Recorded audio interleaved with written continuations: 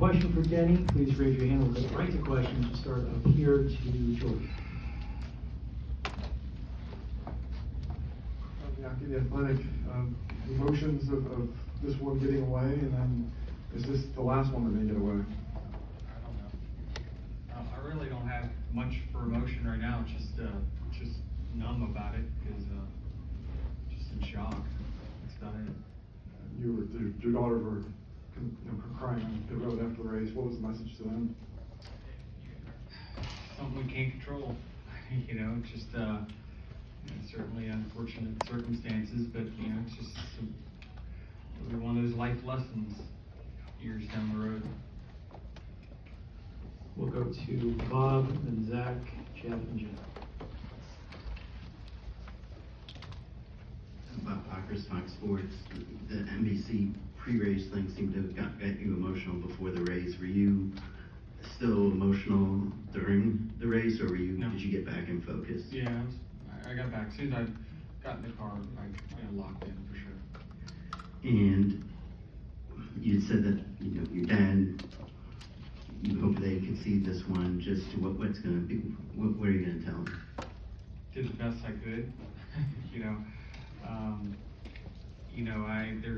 There's just everything I really prepared for, happened today, and I felt like we responded, and even losing track position at one point and just battling back, and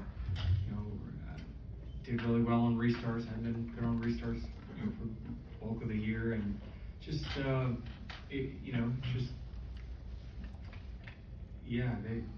team brought a great championship car, and I felt like I drove it just right up until 2 laps to go, and so this is the part that stinks. Go here to Zach. Zach Sterney, ONSR.com, Denny. Obviously, each of these moments are different. How is this time different? Well, it's just we're 40 seconds from a championship. It's just unfortunate. The only difference before is the cautions came maybe a little sooner than that. But I don't know. It's just, you work so hard and you do.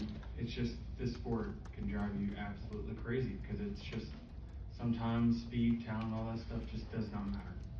I saw you also wrap your arms around the pit crew on pit road after getting out of the race car. What do you take away from how strong of an effort this was from top to bottom on this 11 team, regardless of the result? Yeah, they did a great job, and we had one hiccup, but that was it wasn't their fault. That we got fortunate there with the left rear tire that was flat under caution, and they executed a great day. I really wish I could have got it for them, and the championship, it wouldn't have changed anything I felt, truly about myself. It's just, I wanted it so bad for everyone else, just all of my supporters and all my friends and family and whatnot that, they want it so bad, but it's just not going to happen. Jeff. You were most nervous about something that was in your control messing up this day. Obviously, this is about as much as it can sting, probably with something out of your control. But does that help soothe anything that you did your part? Yeah,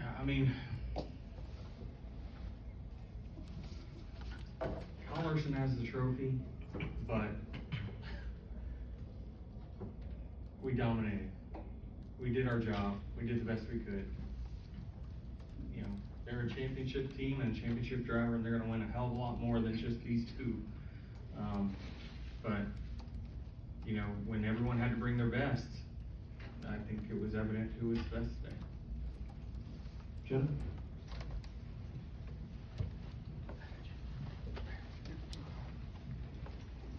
Jennifer, AP.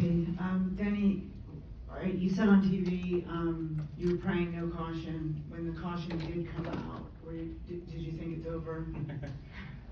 No, I didn't think it was over. I thought, well, all right, well, let me see where the other guys are at. Surely they can't. surely they can't jump too far in front of me, and I just didn't think there'd be that many cars that took 2 tires, but, we can't, it's really hard to predict, how many cars are gonna do what, and things like that, but.